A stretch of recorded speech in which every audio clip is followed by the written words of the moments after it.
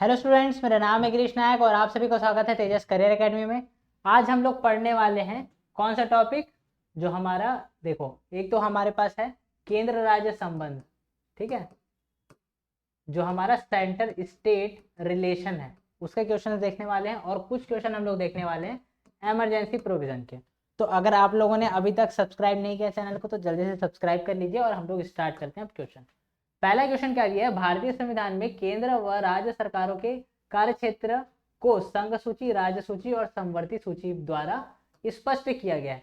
जो कार्य इन सूचियों में वर्णित नहीं है वह किसके अधिकार क्षेत्र में आते हैं।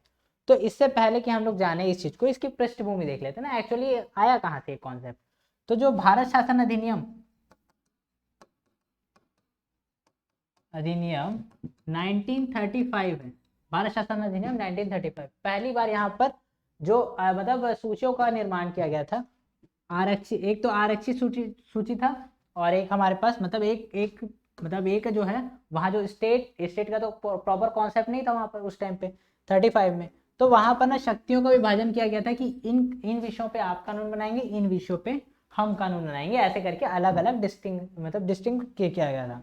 अब देखते हैं, इसी से प्रेरित है हमारा ये वाला सूची, ठीक है। और देखो, अब देखो इसमें क्या होता है ना, हमारे यहाँ ना 3 सूची है, ठीक है, 3 सूची है। एक है राज्य सूची, अच्छा ऊपर से आते हैं ना, सबसे पहले आते हैं संघ सूची, एक होता है संघ सूची, एक होता है राज्य सूची और एक होता है समवर्ती सूची। हमारे यहाँ क्या है, शक्तियों का ना स्पष्ट विभाजन किया गया है, जो कि एक डेमोक्रेसी में बहुत इंपॉर्टेंट होता है, ठीक है। तो हमारे यहाँ पर क्या है, संघ मतलब जो सेंट्रल गवर्नमेंट है ना, सेंट्रल गवर्नमेंट कौन कौन से विषय पे लॉ बनाएगा, कौन कौन से विषय पे काम करेगा, उसका पूरा का पूरा एक लिस्ट बना हुआ है। और वो लिस्ट कौन सा है, क्या कहलाता है, संघ सूची कहलाता है। इसमें संघ जो है मतलब जो सेंट्रल गवर्नमेंट है वो इसमें सारे वो पूरा का पूरा यहाँ पर मतलब जितने भी विषय है ना उस पर ये काम करेगा, उस पर बनाएगा। अब राज्य से रिलेटेड मतलब राज्य जो राज्य विधानमंडल होता है वो किन विषयों पे कानून बना सकता है, वो सारा चीज किस में लिख दिया गया है, राज्य सूची में, राज्य सूची का विषय बना दिया गया है। अब कुछ विषय ऐसे भी हैं जिसपे संघ भी मतलब जो सेंट्रल गवर्नमेंट है वो भी कानून बना सकता है, या फिर स्टेट गवर्नमेंट है वो भी बना सकता है। कुछ ऐसे विषय हैं, कुछ कॉमन सब्जेक्ट हो जाते हैं ना, तो उन सबको कहाँ पर लिखा गया है, समवर्ती सूची में डाल दिया गया है, ठीक है। समवर्ती सूची में कुछ ऐसे विषय हैं जिसपे मतलब सभी में इसमें जितने भी सब्जेक्ट है ना सभी में सेंट्रल गवर्नमेंट भी बना सकता है या फिर स्टेट गवर्नमेंट भी बना सकता है, दोनों के ही पास ये शक्ति है, दोनों ही बना सकते हैं, ठीक है। तो ये हो गया हमारे पास संघ सूची, राज्य सूची और समवर्ती सूची, 3 सूचियां हैं। अब इसी में ही संघ सूची में ना एक विषय है जिसका नाम है अवशिष्ट शक्तियां, अवशिष्ट शक्तियां, ठीक है। तो उसको क्या बोलते हैं हम लोग, अवशिष्ट शक्तियां। देखो, तो अवशिष्ट शक्तियां, तो ये अवशिष्ट शक्तियां क्या है, अगर कोई ऐसा कोई मतलब कोई ऐसा विषय निकल के आ जाता है बाद में इन फ्यूचर, यहाँ पर तो लिस्ट बना हुआ है, अचानक से कोई ऐसा विषय सामने आ गया जिसपे कानून बनाने की जरूरत है लेकिन वैसा कुछ लिखा ही नहीं है, न स्टेट लिस्ट में लिखा है, ना मतलब हमारा जो सेंट्रल लिस्ट है उसमें लिखा है, न समवर्ती सूची में लिखा है, तीनों में ही नहीं है ऐसा कोई विषय। जैसे आर्टिफिशियल इंटेलिजेंस, इसके बारे में कहीं पर कुछ नहीं लिखा गया है। जैसे अगर रोबोटिक्स के बारे में बात करते हैं, नैनो टेक्नोलॉजी के बारे में बात करते हैं, तो ये सब कहीं पर भी मेंशन नहीं है, तीनों में कहीं नहीं लिखा है। तो यहाँ ये सब विषय क्या हो जाते हैं, अवशिष्ट विषय हो जाते हैं, अवशिष्ट विषय। और अवशिष्ट विषय है तो उसके लिए क्या रहते हैं, मतलब अगर कोई बना सकता है उसके ऊपर कानून बना सकता है, तो कौन बना सकता है, सेंट्रल गवर्नमेंट, क्योंकि यहाँ पर एक वर्ड में लिख दिया गया अवशिष्ट, मतलब अवशिष्ट विषय, ठीक है, जो मतलब जो ऐसे विषय जो तीनों में नहीं है उस पे, तो उस पे भी कौन बनाएगा, सेंट्रल गवर्नमेंट। तो हमारे पास क्या दिया, वही क्वेश्चन दिया है, कौन बना सकता है। In the Indian Constitution, the jurisdiction of the center and state governments has been clarified. The union list, the state list, and the concurrent list. The work which are not mentioned in this list come under whose jurisdiction? तो किसके under आएगा वो power, तो वो कौन सा आएगा, union list, जो मतलब यूनियन के पास पावर रहेगा, संघ के पास वो पावर रहेगी कि वो क्या कर सकते हैं। और देखो चेंजेस करने का इसमें हम लोग देख चुके हैं, राज्यसभा के पास शक्ति है कि अगर कोई राज्यसभा मतलब जो राज्य सूची का कोई विषय है उसको संघ सूची मतलब संवर्ती सूची में मतलब डालने के लिए वहां पर बात किया जा सकता है ना, राष्ट्रीय महत्व का घोषित किया जा सकता है किसके द्वारा, हमारे राज्यसभा द्वारा। अगले क्वेश्चन में आते हैं हम लोग, निम्न में से कौन सा कथन सत्य है, सही है। संघ सूची के विषयों पर विधि निर्माण का अनन्य अधिकार संसद को प्राप्त है। Parliament has exclusive right to make laws on the subject of Union List, बिल्कुल सही बात है। राज्य सूची के विषयों पर विधि निर्माण का कार्य किसका अधिकार किसके पास है, राज्य विधानमंडल के पास, ठीक है, किसके पास है, जो स्टेट लेजिस्लेचर है उसके पास है। तीसरा क्या बोलते हैं, संवर्ती सूची के विषयों पर संसद और विधानमंडल दोनों ही विधि निर्माण कर सकते हैं, कॉन्करेंट लिस्ट में दोनों बना सकते हैं, ये बात भी सही है। अब भी देखिए हम लोग तो मतलब तो ये तीनों ही क्या है स्टेटमेंट सही है, तो हमारा आंसर क्या हो जाएगा, उपयुक्त सभी, ऑल ऑफ द अबव, ठीक है, all of the above answer आएगा हमारा। अगले क्वेश्चन में चलते हैं, 42वें संविधान संशोधन द्वारा संवर्ती सूची में जोड़ा गया।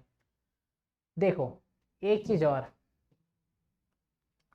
अगर हमारे पास कोई ऐसा है, देखो संवर्ती सूची का ना एक हम लोग एक चीज और देख लेते हैं, तब ये सारा चीज क्लियर हो जाएगा ना। संवर्ती सूची में, संवर्ती सूची में अगर हम लोग देखते हैं तो इसमें दोनों ही कानून बना सकते हैं, स्टेट गवर्नमेंट भी बना सकते हैं और सेंट्रल गवर्नमेंट भी बना सकते हैं। सीजी मतलब सेंट्रल गवर्नमेंट के बारे में बात करें, छत्तीसगढ़ मत बोल देना। अब देखो दोनों के पास पावर है बनाने का, तो दोनों ही बना दिए मान लेते हैं। अगर कोई विषय ऐसा है जिसपे दोनों को बनाने की मतलब दोनों को लगता है, पहले स्टेट गवर्नमेंट पहले कुछ कानून बनाया, उसके बाद सेंट्रल गवर्नमेंट को लगता है कि हाँ हमको भी बनाना चाहिए ऐसे करके, तो सेंट्रल गवर्नमेंट भी बना दिया। अब देखते हैं नियम बनाए कानून बनाए, ठीक है, वहां तक कोई दिक्कत नहीं, दोनों का कानून ठीक है। बट प्रॉब्लम कहाँ हो जाता है, यहाँ पर कुछ कुछ मतलब ऐसा प्रोविजन है जिसका ये विरोध करता है, ठीक है, मतलब दोनों के बीच क्या हो गया, कॉन्फ्लिक्ट हो गया। अब दोनों के बीच अगर कॉन्फ्लिक्ट हो जाए कि इसके पास तो पहले से नियम है, इसके पास नियम मतलब अभी बना है, लेकिन उसके बाद ये कौन किसमें बना है, इसको सेंट्रल गवर्नमेंट बनाया है, तो क्या होता है, सेंट्रल गवर्नमेंट अगर किसी विषय पे कानून बनाता है जो संवर्ती सूची में है और उस पे स्टेट गवर्नमेंट पहले से बनाया हुआ है, बना चुका है, तो क्या होगा, इसका जो कानून रहेगा ना वो मान्य होगा, इसका खत्म हो जाएगा, इसका कानून नहीं मतलब यूज नहीं किया जाएगा। कौन किसका यूज किया जाएगा, सेंट्रल गवर्नमेंट का यूज किया जाएगा, ठीक है। अब देखते हैं हमारे पास क्वेश्चन क्या दिया है, 42वें संविधान संशोधन द्वारा संवर्ती सूची में जोड़ा गया, किसको जोड़ा गया है, तो जनसंख्या नियंत्रण को जोड़ा गया है। पॉपुलेशन कंट्रोल जो है ना, जो विषय पहले कहाँ पर था, पहले कहाँ पर था, पहले मतलब संघ सूची में था, संघ सूची से फिर किस में लाए हम लोग किस में लाए, संवर्ती सूची में, ठीक है। अगले क्वेश्चन में आते हैं हम लोग, अंतरराष्ट्रीय संधियों के भारत के किसी भाग अथवा संपूर्ण भारत में लागू करने के लिए संसद कोई भी कानून बना सकती है। Parliament can make any law for the implementation of international treaties in any part of the India, the whole of India, ठीक है। देखो क्या होता है, अगर कोई जैसे हमारी सेंट्रल गवर्नमेंट ना, इंटरनेशनल रिलेशन तो किसका विषय है, संघ सूची का विषय है, संघ सूची का विषय इंटरनेशनल रिलेशन जो है। अब देखो यहाँ पर ये मतलब कोई डील किए, ठीक है, कोई मतलब कोई डील किए ना किसी देश के साथ, जैसे रशिया के साथ, ठीक है, रशिया के साथ कोई डील किए। अब उस डील का इम्पैक्ट किसी राज्य पे पड़ने वाला है, जैसे हम लोग अगर देख लेते हैं छत्तीसगढ़ में अगर कोई इम्पैक्ट पड़ने वाला है, संघ लिया है हमारा सेंट्रल गवर्नमेंट, डिसीजन लिया है, वो मतलब रशिया के साथ कोई डील किया है, उसका सीधा इम्पैक्ट पड़ रहा है किसके ऊपर, छत्तीसगढ़ के ऊपर। तो इस संबंध में अगर कोई कानून बनाने की जरूरत पड़ेगी तो जो स्टेट गवर्नमेंट वहां पर कुछ रोल नहीं कर सकती, पूरा का पूरा रोल किसका रहेगा, सेंट्रल गवर्नमेंट का। सेंट्रल गवर्नमेंट जैसा बोलेगी ना वैसा करना पड़ेगा। कब, कौन से मुद्दे में, अगर अंतरराष्ट्रीय संधि की बात है, इंटरनेशनल रिलेशन की बात है, कोई मतलब कोई डील हुआ है, कोई ट्रीटी हुआ है, तो उसके बारे में अगर बात है, इंटरनेशनल किसी के साथ भी हो सकता है, ऐसा नहीं है कि रशिया ही, ठीक है, रशिया हमारा दोस्त है इसका मतलब उसका ही कार्य कर रहे हैं हम लोग, ऐसा वाला नहीं, ठीक है। कोई भी देश इंटरनेशनली देखते हैं, कोई सा भी कंट्री के साथ अगर होता है तो वहाँ पर ये चीज़ काम होता है, ठीक है। तो आप देखते हैं यहाँ पर क्या है, सभी राज्यों की सहमति से, तो यहाँ पर राज्य की सहमति लेनी नहीं पड़ती, राज्य से सहमति नहीं लेंगे, वो बस बोल देंगे कि हाँ यहाँ पर हम लोगों को मतलब ये कर रहे हैं, हम लोग ऐसे करके बता देंगे, इन्फॉर्म बस करते हैं वहाँ पर। तो यहाँ पर सभी राज्यों की सहमति से, तो राज्यों की सहमति नहीं चाहिए वहाँ पर, बहुसंख्यक राज्यों की सहमति से। अगर इम्पैक्ट 2 से 3 4 5 ऐसे बहुत सारे राज्यों में पड़ रहा है जो भी कानून बना रहे हैं उसका, तो उसके बाद भी उनसे सहमति नहीं लिया जाएगा। ध्यान रखेंगे, संबंधित राज्यों से सहमति, इस राज्य पे इम्पैक्ट पड़ रहा है तो इस पे इससे वो लिया जाए, मतलब सजेशन लिया जाए या सहमति लिया जाए, तो ये भी नहीं है। तो किसी भी राज्य से सहमति नहीं ली जाती। अगर हम लोग को कोई कानून बनाना है इंटरनेशनल ट्रीटी से रिलेटेड तो हम बना देंगे। ठीक है, जैसे हम लोग देखते हैं वेटलैंड प्रोटेक्शन एक्ट वाला है, एनवायरनमेंट प्रोटेक्शन एक्ट है, तो ये सब के लिए क्या है, हम लोग को राज्य से नहीं पूछना है, हम लोग बस बना दे रहे हैं क्योंकि इंटरनेशनली वहाँ पर उसकी आवश्यकता है। अगले क्वेश्चन में हम लोग आते हैं, समवर्ती सूची में कौन सा विषय है, मतलब इन सब में से कौन सा विषय जो है वो समवर्ती सूची का है। दिवालियापन, कृषि, भू राजस्व, श्रम कल्याण, बैंकरप्सी, एग्रीकल्चर, लैंड रेवेन्यू, या फिर लेबर वेलफेयर। तो जो लेबर वेलफेयर है, श्रम कल्याण जो है, वो किसके में आता है, समवर्ती सूची का विषय। ठीक है, ध्यान रखेंगे। अगले क्वेश्चन में आता है, भारत का राष्ट्रपति किस प्रकार आपातकाल की उद्घोषणा करता है। देखो आपातकाल क्या होता है, इसको जान लेते हैं पहले, इमरजेंसी या फिर आपातकाल होता क्या है। अगर ये हमारा पूरा का पूरा देश है ना, हमारे पूरे देश में अगर किसी टाइप का समस्या है, मतलब समस्या उत्पन्न हो गया ना, उसका रिजोल्यूशन ऐसा है कि वहाँ पर मतलब हम लोग को, तो यहाँ पर का अगर रिजोल्यूशन निकालना है पूरे के पूरे भारत में हो, चाहे भारत के किसी एक भाग में हो, ठीक है, तो यहाँ पर ऐसे टाइम पे क्या किया जा सकता है, राष्ट्रीय मतलब आपातकाल की उद्घोषणा की जा सकती है। ठीक है, आपातकाल लगाया जा सकता है। अब ये आपातकाल कितने टाइप का होता है, तो अगर हम लोग देखते हैं यहाँ पर तो हमारे पास 3 टाइप का आपातकाल नजर आता है। पहला आपातकाल आर्टिकल नंबर 352 के बाद 352 में बताया गया, इसको बोलते हैं राष्ट्रीय आपातकाल। ठीक है, राष्ट्रीय आपातकाल राष्ट्रीय स्तर पे होता है। ठीक है, अब इसका कारण क्या है, युद्ध हो रहा है, बाह्य आक्रमण हो रहा है, या फिर सशस्त्र विद्रोह हो रहा है, इस आधार पे अगर इनमें से कोई सा भी घटना हो रही है तो मतलब जो राष्ट्रपति होते हैं ना, वो आपातकाल की घोषणा कर सकते हैं। अब आपातकाल की घोषणा भी कौन करते हैं, घोषणा कौन करेंगे, प्रेसिडेंट। लेकिन प्रेसिडेंट को कौन बोलता है, मंत्रिमंडल। देखो यहाँ पर अलग वर्ड यूज किया ना, मंत्री परिषद में, यहाँ पर मंत्री मंडल है, इसका मतलब क्या है, कैबिनेट मिनिस्टर्स है, cabinet ministers. Cabinet ministers return में, पहले कोई रिटर्न वाला कोई प्रोविजन नहीं था, अब क्या हो गया, रिटर्न में वहां पर लिख के देना पड़ेगा प्रेसिडेंट को कि यहाँ पर इमरजेंसी लगाना पड़ेगा, ऐसा करके रिटर्न में देंगे तो फिर जो राष्ट्रपति होते हैं ना, वो आपातकाल की उद्घोषणा कर देते हैं। ठीक है, आर्टिकल 352 के अंतर्गत। तो पूरे देश या पूरे देश के किसी एक भाग में क्या किया जा सकता है, राष्ट्रीय आपातकाल की घोषणा की जा सकती है। ये आर्टिकल 352 हो गया। और इसका आधार क्या क्या है हमारे पास, हमारे पास 3 आधार है, एक तो युद्ध, बाह्य आक्रमण, और तीसरा क्या है हमारे पास, सशस्त्र विद्रोह। पहले सशस्त्र विद्रोह नहीं लिखा हुआ था, पहले क्या लिखा हुआ था, हमारे पास आंतरिक अशांति लिखा हुआ था। ठीक है, जो कि समझ नहीं आ रहा था, तो वहां पर उसको सुधारा गया, मतलब जो हमारे 44वां संविधान संशोधन हुआ उससे उसको सुधारा गया। अब आर्टिकल ये हो गया राष्ट्रीय आपातकाल। अब देखते हैं राष्ट्रपति शासन।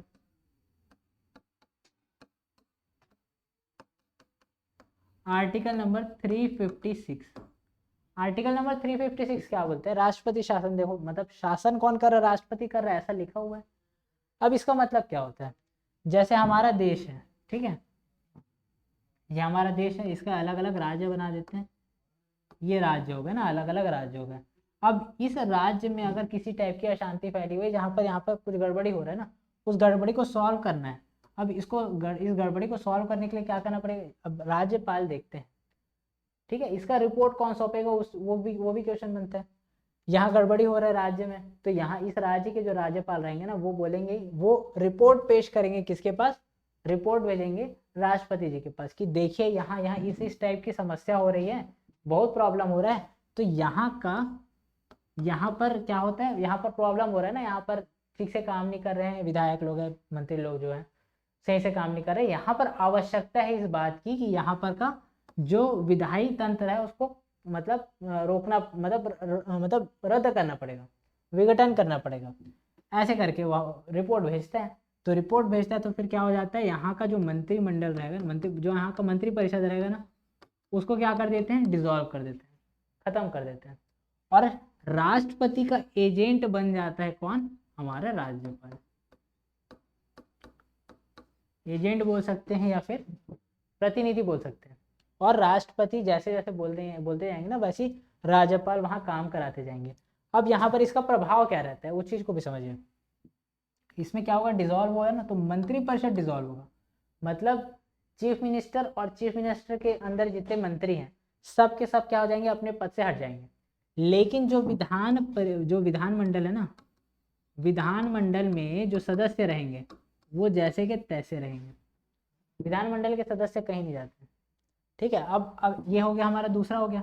अब तीसरा, अच्छा इसी एक तो यहाँ पर क्या दिया, आर्टिकल नंबर 356, और 56 को अगर उल्टा कर देंगे तो क्या हो जाएगा 65। आर्टिकल नंबर 365, 356 में ये हो गया। अब 365 में क्या बोलता है कि अगर यहाँ पर कोई मतलब कोई कानून को लागू कराया जा रहा है ना, और वो लागू नहीं हो पा रहा है, ठीक है, तो यहाँ पर उस कंडीशन में भी क्या होता है, राज्यपाल के पास ये शक्ति रहती है कि वो ऐसा प्रतिवेदन भेज सकते हैं, ऐसा रिपोर्ट भेज सकते हैं कि यहाँ पर जो संविधान के नियमों के अनुसार नहीं चलाया जा सकता राज्य का शासन, इसलिए यहाँ पर लगा दीजिए राष्ट्रपति शासन।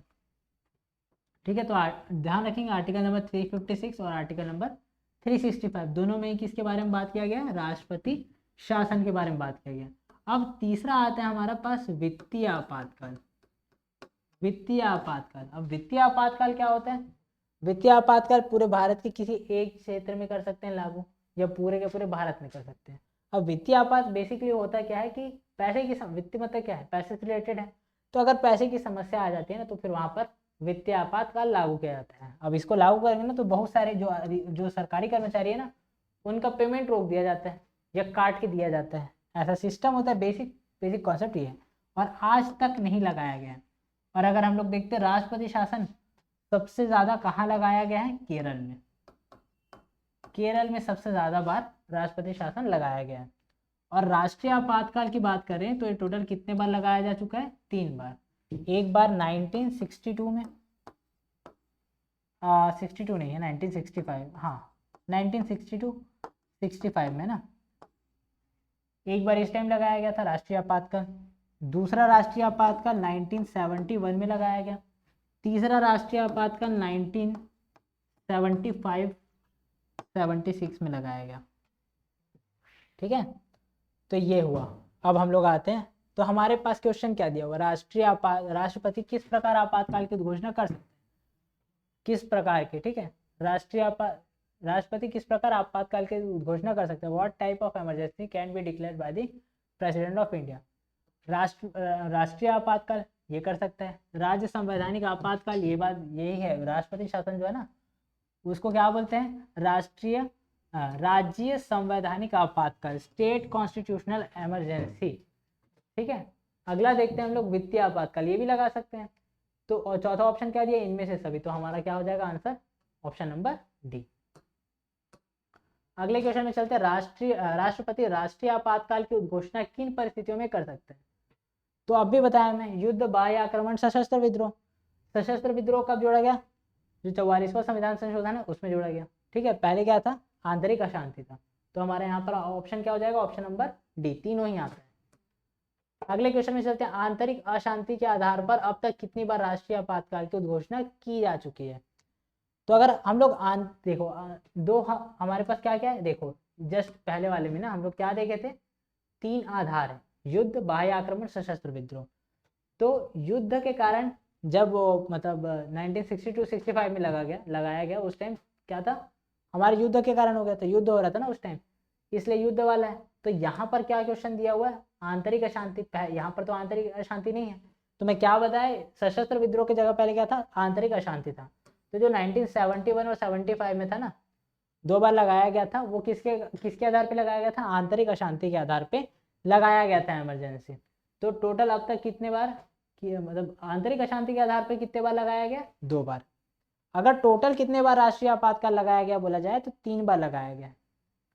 अगले क्वेश्चन में चलते हैं। संसद के दोनों सदनों को दोनों सदनों के कितने दिनों के देखो, अगर क्या होता है, राष्ट्रपति क्या करते हैं, घोषणा कर देते हैं इमरजेंसी, क्या इमरजेंसी लागू कर दिए, ठीक है, इमरजेंसी घोषणा कर दिए।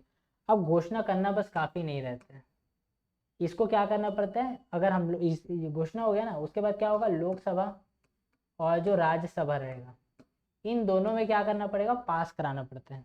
1 ही महीने का टाइम रहता है, 1 महीने के अंदर इन दोनों के पास, मतलब दोनों जगह से पास कराना पड़ता है कि ये जो हमारा, मतलब हम लोग इमरजेंसी लागू किया है ना, इस चीज़ को इन्फॉर्म, मतलब एक बिल पेश करेंगे कि इसको पास करने का बिल, ठीक है, लोकसभा में पेश करेंगे, राज्यसभा में पेश करेंगे, दोनों जगह जब पारित हो जाएगा ना, तो फिर वो कंटिन्यू रहेगा। और एक बार में अगर लागू हो गया ना, तो कितने टाइम तक कंटिन्यू रहता है, 1 साल तक ये लगातार चलता है। और अगर मतलब 1 साल हो गया, उसके बाद भी स्थिति नॉर्मल नहीं हुई है, तो फिर से पेश किया जा सकता है लोकसभा में, राज्यसभा में एक और बिल पेश किया जा सकता है कि इसको आगे बढ़ाना है ऐसे। और एक बार में कितना आगे बढ़ जाता है, 1 साल के लिए आगे बढ़ जाता है, ठीक है। और यहाँ पर क्या बोला गया है कि कितने टाइम ये इन दोनों को पास करना है ना, जो बिल रहेगा ना उसको इन दोनों को पास करना पड़ेगा। तो इसको पास करने के लिए कितना टाइम लगता है, 1 महीना, मैक्सिमम टाइम है 1 महीना। 1 महीना से ज़्यादा होगा ना तो फिर वो अपने आप उसको ख़त्म कर दिया जाएगा, उसका मतलब कोई पावर नहीं रहेगा, ठीक है। और आज का लास्ट क्वेश्चन, किसी राज्य में राष्ट्रपति शासन की उद्घोषणा किस व्यक्ति के प्रतिवेदन मिलने पर राष्ट्रपति करते हैं, इसको तो मैं पहले ही बताया। तो इसका आंसर आप लोग जल्दी से कमेंट सेक्शन में दीजिए। और अगर सेशन पसंद आया हो तो लाइक और शेयर ज़रूर करें और चैनल को सब्सक्राइब करें। Thank you.